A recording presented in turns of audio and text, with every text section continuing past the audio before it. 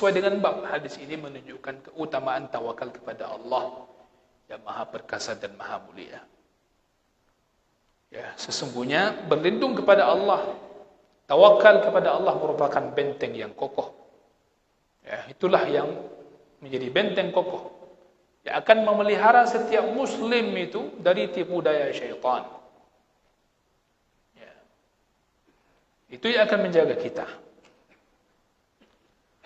Kemudian segala yang kita lakukan dalam kehidupan kita sehari-hari, setelah keluar rumah untuk bekerja misalnya, ingat bahwasanya itu kita tidak ada daya upaya tanpa pertolongan Allah semata. Maka yang kita minta adalah pertolongan Allah semata.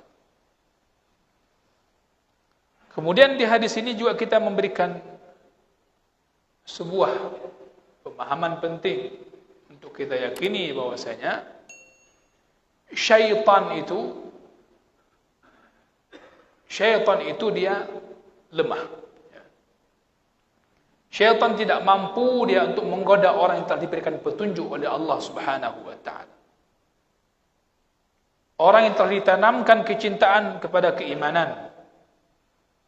Syaitan tidak mampu menggoda orang yang punya keimanan yang mana dijadikan hiasan dalam hatinya. Tak mampu. Maka kita minta kepada Allah Subhanahu wa taala agar hati kita ini dihiasi dan disinari dengan keimanan.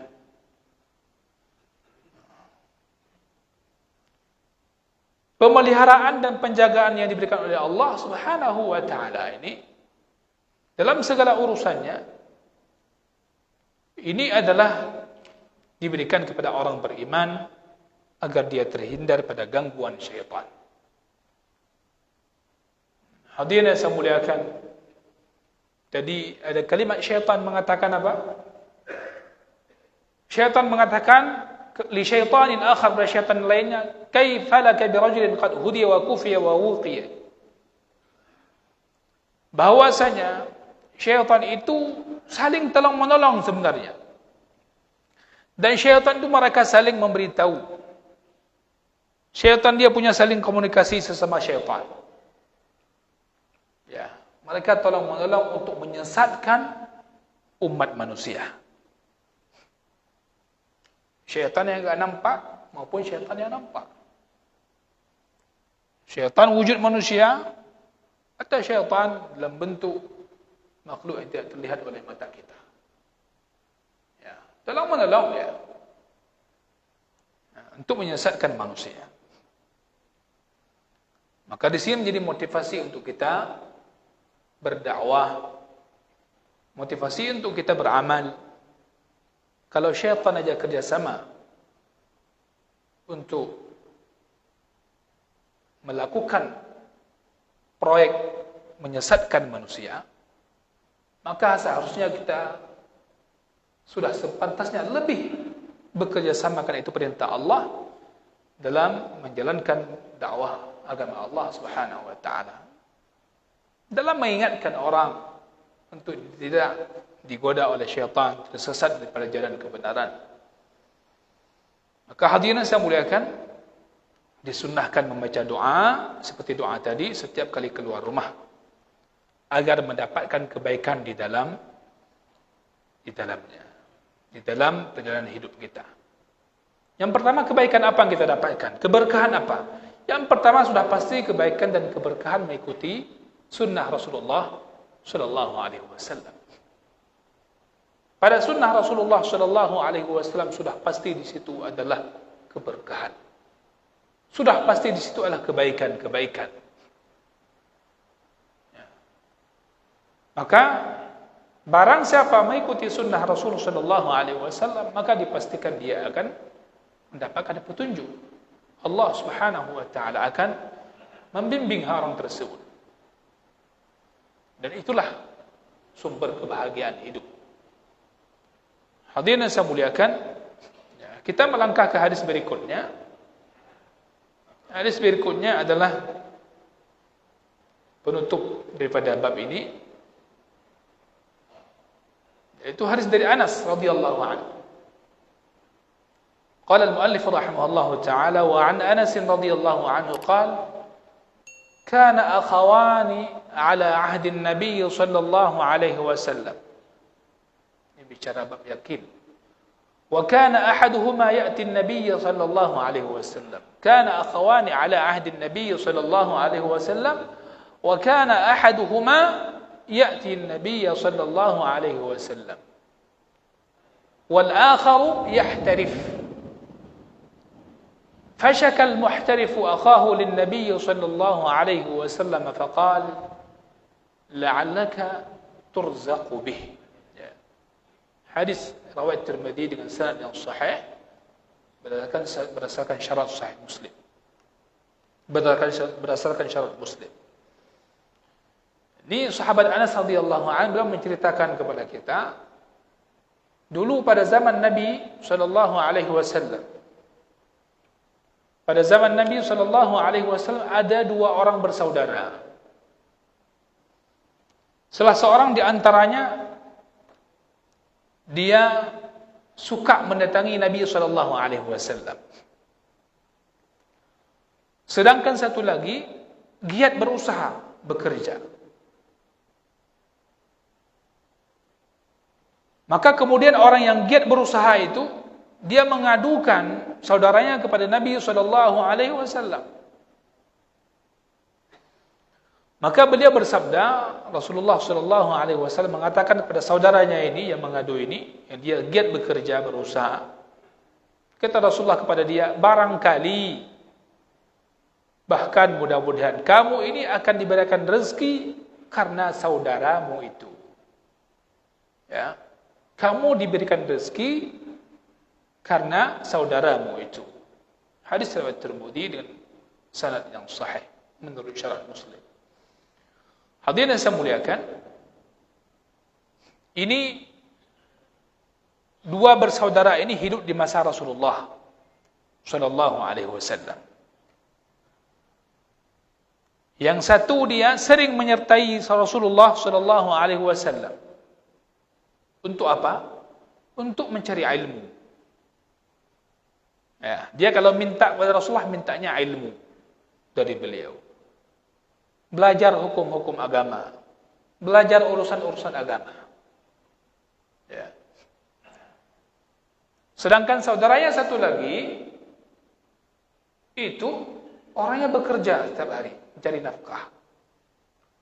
Kerja, minta peng untuk mencukupi kehidupan. Maka saudara yang tiap hari bekerja ini melaporkan, mengadu kepada Nabi sallallahu alaihi wasallam tentang saudaranya yang tidak bekerja seperti dia. Kan? Diuraja sama Nabi. Ya belajar. Lalu kerja. Ya pegang sama Nabi sallallahu alaihi wasallam. Maka Nabi mengatakan, ya kamu itu diberikan rezeki oleh Allah karena saudaramu. Penting Bapak, yang kita bekerja, anak kita sedang belajar ilmu agama. Yang kita selaku wali, ada adik kita, ada keponakan kita. Baik tagak-tagak ikut, ayo kau minta apa yang kekah. Anak cok jatah rezeki tanya orang berdua. Rezeki raw. Kini bayangkan tanya pun kalau menanik belajar, orang belajar sampai anak pakai luar rezeki katanya. Kayaknya, Masya Allah. Tagalam merakan hana mato, kait dah belum mato. Alasan beli mobil apa? Biar anak bisa kita ajak sama-sama. Isteri bisa ajak sama-sama. Punya anak dua tambah lagi bisa ajak bareng-bareng. Habis itu anak kita pun pergi ke mana? Yang naik mobil siapa? Kita.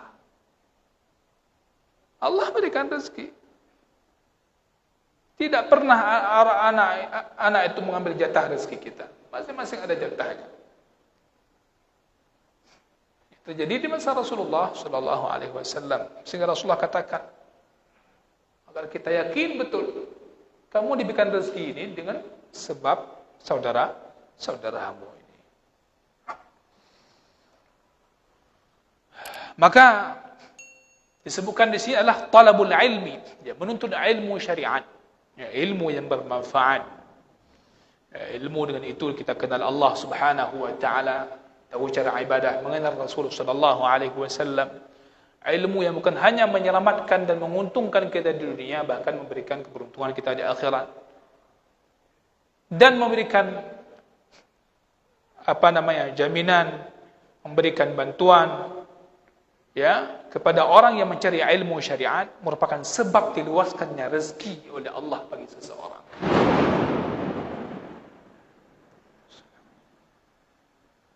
Ya. Jadi sebab diluaskan rezeki oleh Allah Subhanahu wa taala, di antaranya adalah dengan kita membantu orang menuntut ilmu syariat.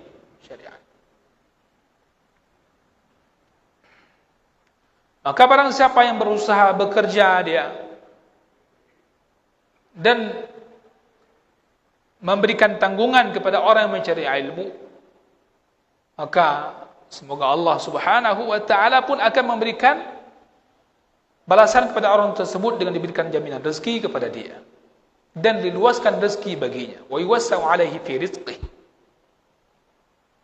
Maka hadis Anas radhiyallahu anhu tadi yang menceritakan dua bersaudara yang dia selalu datang pada Nabi sallallahu alaihi wasallam, satunya ini untuk mendengar hadis-hadis Rasulullah sallallahu alaihi wasallam. Selalu menyertai Rasulullah sallallahu alaihi wasallam. Mempelajari urusan-urusan agama. Kemudian yang satunya lagi dia senantiasa bekerja. Maka ya'malu fi hirfihi aw san'atihi. Maka yang bekerja ini Allah Subhanahu wa taala memberikan baginya kemudahan rezeki. Diluaskan baginya rezeki karena dia bekerja, dengan dia bekerja dia pun memberikan makan dan minum kepada adiknya tadi, saudaranya tadi. Allah pun mudahkan, lapangkan rezeki bagi dia. Bahwasanya apa yang dikeluhkan oleh saudara yang kerja ini, keluhannya sama kayak kita hari ini juga. Ada orang tua kadang anaknya sibuk belajar, ya. Dianggap anaknya yang belajar ini enggak membantu orang tuanya. Ya. Orang ini mengadu kepada Nabi sallallahu alaihi wasallam, syaka ilahi akhah annahu la yusa'iduhu fi harfatih. Bahwa saudara ini enggak bantu dia dalam kerja. Ada jawab ada Nabi Abud. Kat mana? Itu dia bukan enggak bantu. Kalau bahasa orang tua sekarang, capek ayah kerja tahu, bantulah. Hadirin yang saya muliakan, dia mengadu itu kepada Rasulullah sallallahu alaihi wasallam.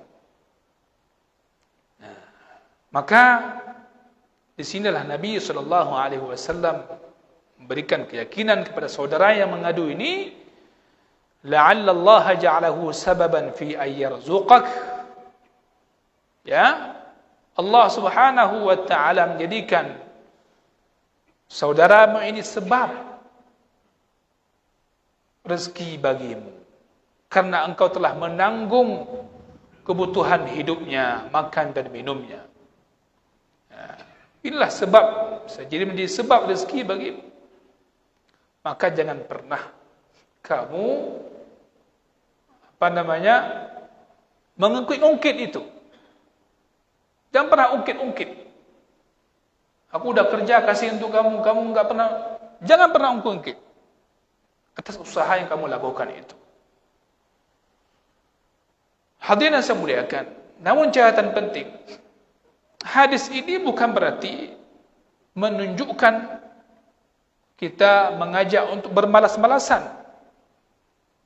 tanpa usaha. Tidak. Namun ketahuilah, saudara yang dibantu tadi atau anak yang sedang belajar tadi, itulah yang dia sentiasa berdoa. Berdoa. Mungkin kita yang berusaha bekerja itu sedikit berdoa, banyak kerjanya. Saudara kita yang melihat, anak kita yang melihat, dia mengatakan, ya Allah, mudahkan rezeki ayah saya, ya Allah. Mudahkan rezeki abang saya, ya Allah.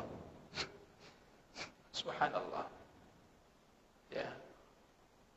Ada seorang abang yang dia menyekolahkan adiknya itu sampai selesai doktor, urusan agama di Al-Azhar. Adiknya selesai, abangnya pun meninggal dunia.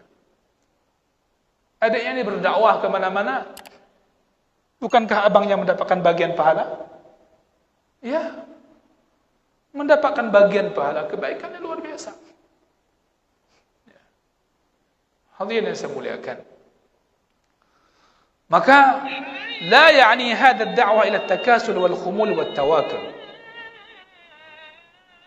Akan tapi hadis ini ingin mengajarkan kepada kita, begitulah karunia Allah Subhanahu wa taala kepada makhluknya. Menjelaskan kepada kita Allah lah yang memberikan rezeki, dialah yang menanggung bagi siapapun yang dikehendakinya.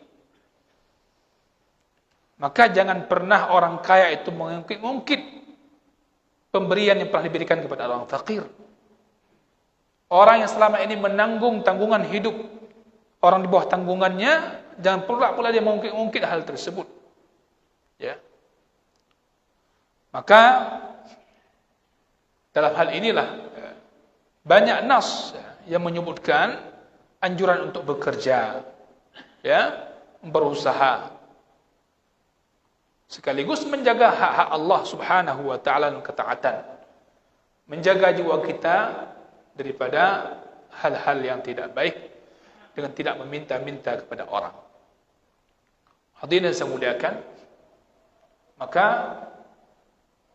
siapapun kita, bahkan para ulama pun berusaha untuk senantiasa ada usaha walaupun kecil. Ya, itu sebagai bentuk ikhtiar dia. Mudah-mudahan Allah Subhanahu wa taala memberikan kita keyakinan sekaligus tawakal kepada Allah Subhanahu wa taala dengan tawakal yang benar. Ya. Sebenarnya masih ada pelajaran penting, tapi nanti kapan kita sampaikan lagi insya-Allah sebelum melanjutkan bab berikutnya, itu bab istiqamah. Bab bicara tentang istiqamah. Subhanakallahumma wa bihamdik asyhadu an la ilaha illa anta astaghfiruka wa atubu ilaik. Wa sallallahu wa sallam ala nabiyyina Muhammad. Wassalamu alaikum warahmatullahi wabarakatuh.